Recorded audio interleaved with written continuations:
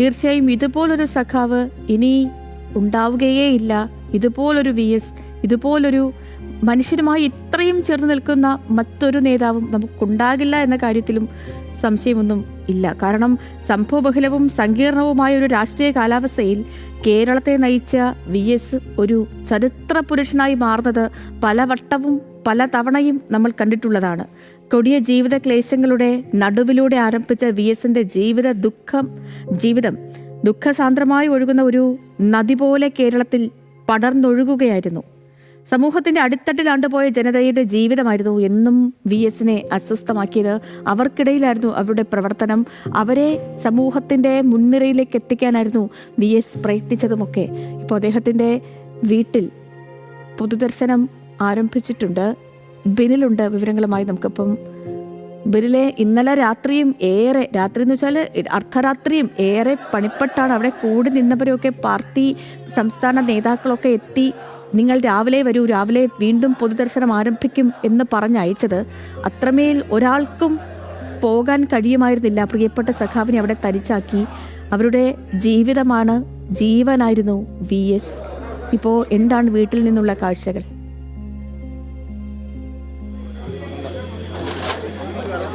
സേതു പറയുന്നത് തന്നെയാണ്. ഇന്നലെ അവിടെ AK സെന്ററിൽ അനൗൺസ് ചെയ്ത ഒരു കാര്യം, ഇന്ന് രാവിലെ 9 മണി മുതൽ ദർബാർ ഹാളിൽ പൊതുദർശനം ഉണ്ടാകും. അവിടേക്ക് എത്തി ബാക്കിയുള്ളവർക്ക് ഇന്നലെ അണമുറിയാത്ത ജനപ്രവാഹം AKG സെന്ററിലേക്ക് ഉണ്ടായിരുന്നു. അവിടെ ഒരു പരിധി കഴിഞ്ഞപ്പോൾ രാത്രി ഏറെ വൈകിയും വലിയ ജനക്കൂട്ടം, പ്രത്യേകിച്ച് AK സെന്റർ മുതൽ യൂണിവേഴ്സിറ്റി ആസ്ഥാനം അതിൽ കവിഞ്ഞു പോകുന്ന ആളുകൾ ക്യൂവിലുണ്ടായിരുന്നു. അത് ഒരു നിരയല്ല, പലവിധ നിരകളിലായി ആളുകളുണ്ടായിരുന്നു. അവർക്കൊക്കെ ഏറ്റവും ഒടുവിൽ വന്നവർക്ക് കാണാൻ സാധിച്ചില്ല. അപ്പോൾ അവർക്ക് പാർട്ടി പ്രവർത്തകർ നിർദ്ദേശിച്ച ഒരു കാര്യം, നാളെ രാവിലെ 9 മണി മുതൽ ഉച്ചയ്ക്ക് 2 വരെ ദർബാർ ഹാളിൽ പൊതുദർശനം ഉണ്ട് എന്നാണ് അവിടെ അനൗൺസ് ചെയ്തത്. പക്ഷേ ഇപ്പോൾ നമ്മളുള്ളത് അദ്ദേഹത്തിൻ്റെ വേലിക്കകത്ത് വീട്ടിലാണ്. തിരുവനന്തപുരത്ത് ലോ കോളേജിനടുത്തുള്ള ബാട്ടൺ ഹില്ലിലെ വേലിക്കകത്ത് വീട്ടിലാണ് നമ്മൾ ഇപ്പോൾ ഉള്ളത്. ഇപ്പോൾ നമുക്ക് ആ കവാടം നോക്കിയാൽ അറിയാം, അവിടെ നിന്നും ആളുകൾ ഇപ്പോഴും ഇറങ്ങി വരികയാണ്. ഇന്നലെ രാത്രി 11:30 ഇവിടേക്ക് ഏകദേശം 12 മണിക്ക് വീട്ടിൽ എത്തിച്ചു. ആ സമയം മുതൽ ഈ സമയം വരെ ഇപ്പോഴും അണമുറിയാതെ ആളുകൾ വന്ന് പോയിക്കൊണ്ടിരിക്കുകയാണ്.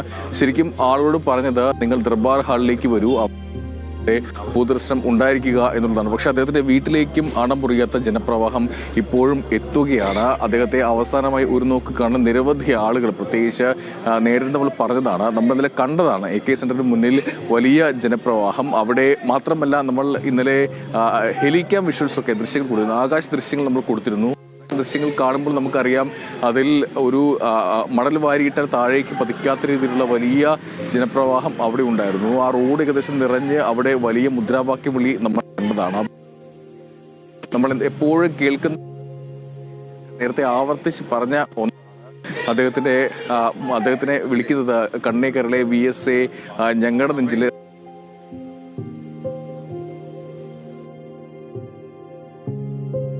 ുകൊണ്ടിരിക്കുന്നത്. എന്തായാലും ഒരു സമര നൂറ്റാണ്ടാണ്. ഒരു സമരത്തിന്റെ അവസാനം എന്ന് പറയാൻ കഴിയില്ല. സമരം ഒരു ചരിത്രമാവുകയാണ്. കാരണം 102 വയസ്സാണ് അദ്ദേഹത്തിന് ഉള്ളത്. നമ്മൾ കഴിഞ്ഞ ദിവസങ്ങളിലൊക്കെ ആവർത്തിച്ച് പറഞ്ഞ ഒരു കാര്യമാണ്. കഴിഞ്ഞ മാസം 23-ാം തീയതി അദ്ദേഹത്തെ തിരുവനന്തപുരത്തെ SCT ആശുപത്രിയിലേക്ക് ഹൃദയാഘാതം മൂലം അവിടേക്ക് കൊണ്ടുപോവുകയാണ്. അദ്ദേഹത്തിന്റെ BP വലിയ വേരിയേഷൻ ഉണ്ടായിരുന്നു അതിൽ.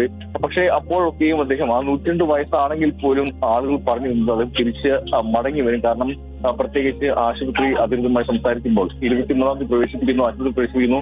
അതിൽ പല സമയത്തും മെഡിക്കൽ വരുമ്പോൾ അദ്ദേഹത്തിന്റെ ആരോഗ്യനിലയിൽ വലിയ പ്രശ്നങ്ങൾ കാണുന്നു. അപ്പോഴൊക്കെയും നമ്മൾ ആശുപത്രി അധികൃതരുമായി സംസാരിക്കാറുണ്ടായിരുന്നു. അപ്പോഴൊക്കെ അവർ പറഞ്ഞ കാര്യം നിങ്ങൾ അറിഞ്ഞിട്ടില്ല. നേരത്തെ പലതവണ അദ്ദേഹത്തെ സമാനമായ രീതിയിൽ ഇവിടേക്ക് ആശുപത്രിയിലേക്ക് കൊണ്ടുവന്നിട്ടുണ്ട്. അപ്പോഴൊന്നും മാധ്യമങ്ങളെ അറിയിച്ചിരുന്നില്ല. അദ്ദേഹം ഈ രോഗാവസ്ഥയെ നേരിട്ട് അദ്ദേഹം തിരിച്ച് വീട്ടിലേക്ക് പോവുകയും ചെയ്തിട്ടുണ്ട്. അങ്ങനെ മടങ്ങും എന്നുള്ള ഒരു പ്രത്യാശ ഉണ്ടായിരുന്നു. പ്രത്യേകിച്ച് അദ്ദേഹത്തിന്റെ മകൻ VS കൃത്യമായി തന്നെ ഇക്കാര്യങ്ങൾ പറയുകയും ചെയ്യുന്നുണ്ടായിരുന്നു. അല്ലെങ്കിൽ അത് കുറിപ്പുകൾ അദ്ദേഹം എഴുതുന്നുണ്ടായിരുന്നു. അതിൽ പറയുന്ന ഒരു കാര്യം, അദ്ദേഹം തിരിച്ചു വരും, അച്ഛൻ തിരിച്ചു വരുമെന്നാണ് VS പറയുകയും ചെയ്തു. എന്തായാലും 102 വയസ്സാണ് അദ്ദേഹത്തിന് ഉണ്ടായിരുന്നത്. ആ സമയത്ത് 102 വയസ്സാണ് അദ്ദേഹത്തിന് ഉണ്ടായിരുന്നത്. ആ സമയത്ത് പോലും ഏറ്റവും ഒടുവിലെ സമയങ്ങളിൽ പോലും വലിയ പോരാട്ടം, അതായത് ജീവിതത്തിൽ എങ്ങനെയാണോ ആ സമര പോരാട്ടം ഉണ്ടായിരുന്നത്, സമാനമായ ഒരു പോരാട്ടമാണ് അദ്ദേഹത്തിൻ്റെ ആ രോഗാവസ്ഥയിലും ഉണ്ടായിരുന്നത്. മടങ്ങി വരും എന്ന പ്രതീക്ഷ ഉണ്ടായിരുന്നു. ആ സമയത്താണ് അദ്ദേഹത്തിൻ്റെ അന്ത്യം സംഭവിക്കുകയും ചെയ്തത്. എന്തായാലും ഇന്നലെ വൈകിട്ട് 3:30 അദ്ദേഹത്തിൻ്റെ മരണം സംഭവിച്ചു. അതിനുശേഷം AK സെന്ററിലേക്ക് പൊതുദർശനത്തിനായി അദ്ദേഹത്തിൻ്റെ മൃതദേഹം കൊണ്ടുവരികയും ചെയ്തു. വലിയ ജനപ്രവാഹം അവിടേക്കുണ്ടായിരുന്നു. പ്രത്യേകിച്ച് നമുക്കറിയാവുന്ന ഒരു കാര്യം, മുൻ മുഖ്യമന്ത്രി ഉമ്മൻചാണ്ടിയുടെ ഭൗതിക ശരീരം തിരുവനന്തപുരത്ത് എത്തിച്ച് ഇവിടെ നിന്നും പുതുപ്പള്ളിയിൽ കൊണ്ടുപോകുന്ന ഒരു വിലാപയാത്ര നമുക്ക് ഓർമ്മയുണ്ട്. ഓരോ മുക്കിനും മൂലയിലും വലിയ ജനപ്രവാഹം ഉണ്ടായിരുന്നു. സമാനമായ രീതിയിൽ ഒരു ജനപ്രവാഹം ഉണ്ടാകുമ്പോൾ തന്നെയാണ് നമ്മൾ കരുതുന്നത്. പ്രത്യേകിച്ച് ഇന്നലെ AKG സെന്ററിലെ ആ തിക്കും തിരക്കും, ആ VS-നെ അവസാനമായി ഒരു നോക്ക് കാണാൻ, അന്ത്യാഞ്ജലി അർപ്പിക്കാനുള്ള ജനങ്ങളുടെ വരവ്, അതാണ് നമുക്ക് ചൂണ്ടിക്കാട്ടുന്നത്. പ്രത്യേകിച്ച് അത്രയും വലിയ ഒരു ജനപ്രവാഹം ഉണ്ടാകും എന്ന് തന്നെയാണ് ഈ ഘട്ടത്തിൽ നമുക്ക്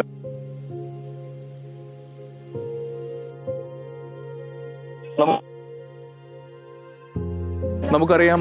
ഇന്നത്തെ തലമുറയാണെങ്കിലും ഇതിന് മുന്നുള്ള തലമുറയാണെങ്കിലും അദ്ദേഹം മുഖ്യമന്ത്രി എന്ന കാലത്തെ തലമുറയാണെങ്കിലും അല്ലെങ്കിൽ അത് വലിയ സമര ആവേശമാണ് VS പകർന്നു നൽകുന്നത്. ഇപ്പം ഞാൻ ഓർത്തു പോകുന്നത് ഞാൻ എൻ്റെ കോളേജ് കാലമാണ്. ഞാൻ കോളേജിൽ പഠിക്കുന്ന സമയത്തൊക്കെ അദ്ദേഹത്തിൻ്റെ പ്രത്യേകിച്ച് ഞാൻ പിറവത്തുകാരനാണ്. പിറവം ഉപതെരഞ്ഞെടുപ്പ് നടക്കുന്ന സമയത്തൊക്കെ അദ്ദേഹം അവിടെ നടത്തിയ പ്രസംഗം, അല്ലെങ്കിൽ ഞാൻ അവിടേക്ക് നമ്മൾ ചെല്ലുമ്പോൾ വലിയ ജനക്കൂട്ടം അദ്ദേഹത്തെ കാണാനും കേൾക്കാനും ഒക്കെ അവിടേക്ക് ഒഴുകി വരുന്ന കാഴ്ച ഇപ്പോഴും എൻ്റെ മുന്നിലുണ്ട്. പ്രത്യേകിച്ച് 2016 അദ്ദേഹത്തിന് സീറ്റ്, നിയമസഭാ തെരഞ്ഞെടുപ്പ് സീറ്റ് നിഷേധിക്കുന്ന, അല്ലെങ്കിൽ അദ്ദേഹം മത്സരിക്കേണ്ടതില്ല എന്നൊരു തീരുമാനം പാർട്ടി എടുക്കുകയും, പക്ഷേ അങ്ങനെ തീരുമാനം എടുത്തിരുന്നു. പക്ഷേ അതിനുശേഷം ഈ നാടിൻ്റെ മുക്കിലും മൂലയിലും അദ്ദേഹത്തിന് വേണ്ടി പൊതുജനങ്ങൾ, പ്രത്യേകിച്ച് പാർട്ടിക്കാർ മാത്രമല്ല പൊതുജനങ്ങൾ വരെ നിരത്തിലേക്ക് ഇറങ്ങുകയും അദ്ദേഹത്തിന് വേണ്ടി ഫ്ലെക്സുകൾ സ്ഥാപിക്കുകയും, പാവങ്ങളുടെ പടത്തലവനാണ് അദ്ദേഹം, മത്സരിക്കണം എന്നടക്കമുള്ള ഫ്ലെക്സുകളൊക്കെ വരികയും ചെയ്തതാണ്. അങ്ങനെ ജനകീയനായ നേതാവാണ് അദ്ദേഹം. അതുകൊണ്ട് തന്നെ അദ്ദേഹത്തെ ഓർത്തെടുക്കാൻ, ഇന്നത്തെ തലമുറയ്ക്ക് പോലും ഓർത്തെടുക്കാൻ പ്രത്യേകിച്ച്